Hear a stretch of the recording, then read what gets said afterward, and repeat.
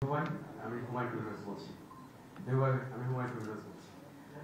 এর আগে অনেক সিরিজে দেখতাম বা বিশেষত ওরকম আসলে সহ-অধিনায়কের নামটা আনুষ্ঠানিকভাবে ঘোষণা করা হতো না।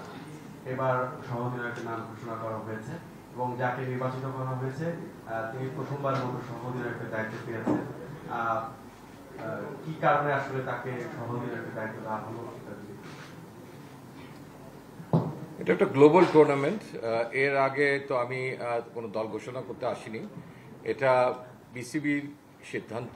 বাংলাদেশ ক্রিকেট বোর্ড থেকে আমাদেরকে অবহিত করা হয়েছে যে তারা ক্যাপ্টেন এবং ভাইস ক্যাপ্টেন হিসাবে তাসকিন আহমেদকে নির্বাচিত করেছেন।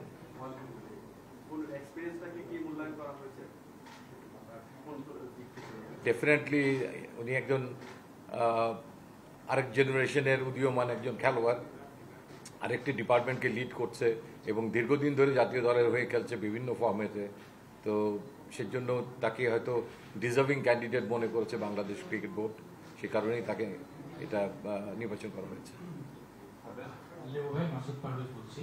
আমি দুইটা প্রশ্ন।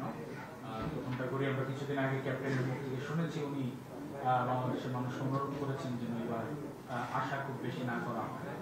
তো আপনাদের জন্য একটা ফার্স্ট বিগ অ্যাসাইনমেন্ট, একটা ওয়ার্ল্ড কাপ টিম আপনারা ডিক্লেয়ার করলেন।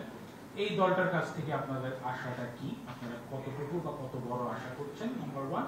আর নাম্বার টু হচ্ছে যে আমি যখন একটা মুভি দেখতে যাব, আমি যেই হিরোকে দেখে যে মুভিটা দেখতে যাব, আমি তো নিশ্চিতভাবেই আশা করবো যে উনি খুব ভালো অভিনয় করবেন, সেই জন্যই আমি দেখতে যাব। তো মানুষ যখন প্রত্যাশার জায়গায় তাকে ভালো কিছু আশা করবে এবং ক্যাপ্টেন বলবে যে খুব বেশি আশা না করতে, এই জিনিসটা খুব সাংঘর্ষিক হয়ে যায়। দেখেন, আমাদের দেশে ক্রিকেটের একটা বিশাল উন্মাদনা আছে। আমরা সবসময় দেখেছি, যখন আমরা বড় আসরে খেলিনি তখনও আমরা দেখেছি যে গ্যালারি ভর্তি দর্শক, ক্রিকেট ফলোয়ার। আইসিসি ট্রফির থেকে আমরা সেটা লক্ষ্য করছি 97 থেকে। সেটা একটা বিশাল উন্মাদনাটা এখন আরও অনেক ব্যাপকভাবে ডালাপালা মেরেছে।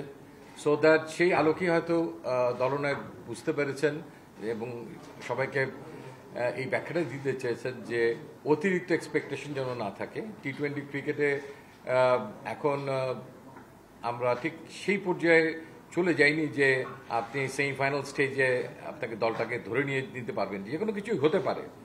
তো আমার মনে হয় তিনি যেটা বলতে চেয়েছেন যে ফেজ বাই ফেজ আগানোর জন্য প্রথম ধাপ, দেন যদি দ্বিতীয় ধাপে যাওয়া যায়, দেন দেশ সেখানে যেন একটা ভালো প্রতিদ্বন্দ্বিতা গড়ে তুলতে পারে।